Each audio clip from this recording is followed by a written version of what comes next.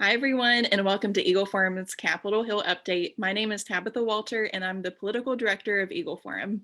And I'm Kirsten Hassler, our Executive Director. The House and Senate are out for one more week, and then we will be back up to their usual shenanigans. In the meantime, we can't ignore the crisis at the border that our president just keeps dismissing. Right, it's truly heartbreaking. Biden is saying that he did not create this crisis and that he, in fact, inherited it. Let's look into that just a little bit more. For 4 years, President Donald Trump used every tactic he could to stop the massive amounts of immigrants flooding into the United States. He instituted policies that ended chain migration, funded border wall construction, banned entries from terrorist sponsored countries, and forced Mexico to be responsible for immigrants traveling across their country. When Democrats used the Obama created family separation at the border policy as a smear campaign against the Trump administration, President Trump led efforts allowing families to stay together.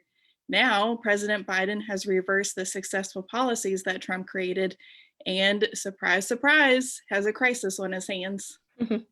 Immigration was a hot topic during the 2019 Democratic presidential debates. And when Joe Biden was asked about his stance, he replied, quote, "You want to flee, you're fleeing oppression, you should come," end quote. This was taken seriously by immigrants wanting to come to the United States. So they came. Then, after Biden became president, Democrats cheered his massive amounts of executive orders in his first 100 days, many of those reversing Trump's efforts to protect our nation's border. Those were not rooted in strategic means and had no backup plans. They were simply done out of spite in regard to the previous Trump administration. Right. And now we are looking at a 15-year high on border crossings. A whistleblower from Customs and Border Patrol reported in March that an estimated 900 immigrants are evading capture per day and have totaled 118,000 for fiscal year 2021.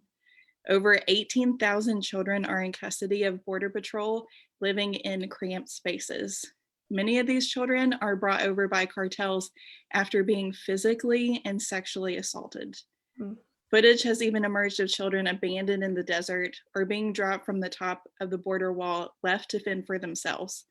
These instances are dangerous not only for Americans, but for the children and families who are incentivized to cross the border. House and Senate Republicans have taken trips to the southern border to reveal the crisis that the Biden administration has ignored. While Texas Congressman Chip Roy was there, he encountered a group of teenagers who had been lost while trying to find a checkpoint without coming across a single Border Patrol agent for an hour. Others have shared pictures and videos of immigrants packed into facilities and even outdoors under bridges. Texas Senator Ted Cruz said, quote, "This is inhumane, it is wrong, and it is the direct consequence of policy decisions by the Biden administration to stop building the wall, to return the catch and release, and to end the stay in Mexico policy," end quote. Yeah, the blowback on the Biden administration has been intense, coming from not only Republicans, but Democrats too. President Biden finally caved in an interview with ABC News saying, "I can say quite clearly, don't come over, so don't leave your town or city or community." His administration is also looking into ways to begin construction on the border wall. Why? Because walls work. This is just a tiny start, though. There are many more solutions that he and Congress could implement. Just this week, Numbers USA's Rosemary Jinks joined the Engage with Eagle Forum podcast to talk about the border crisis and reforming our immigration system overall. In addressing the border situation, she explained that the United States asylum process needs severely reformed, along with safe third country agreements. Currently, an immigrant can request asylum at the border, be released into the US, and not have a court date for up to 6 years. If they think they will be deported, of course, they are unlikely to show and will remain in the US indefinitely. Instead, other safe countries should be held responsible for processing asylees in countries closest to them instead of letting them pass to the US. Then adequate funding and streamlined actions need to be put into place to process these asylees much faster. And while the Biden administration is still largely avoiding the major issues at the border, Eagle Forum has continued to work with members to Congress to bring to light this problem. Democrats are still expecting to move a comprehensive immigration plan forward.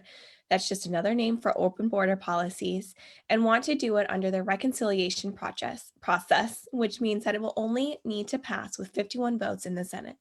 We will certainly sound the alarm if this bill is released.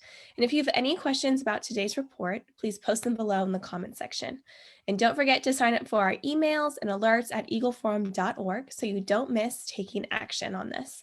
We will see you back here next Thursday at 2 p.m. Eastern. See ya.